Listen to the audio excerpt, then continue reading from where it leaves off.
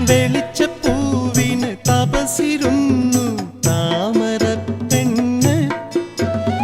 താമരപ്പെണ്ണിന് താലി പണിയാൻ താരകപ്പൊന്ന്.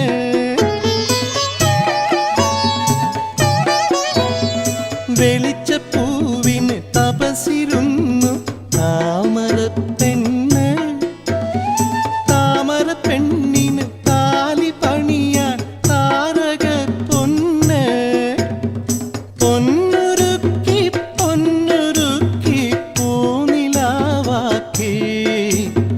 എന്നിട്ടും മാനത്തെ മുത്തുക്കുടത്തിന്റെ കണ്ണു തുറന്നീല.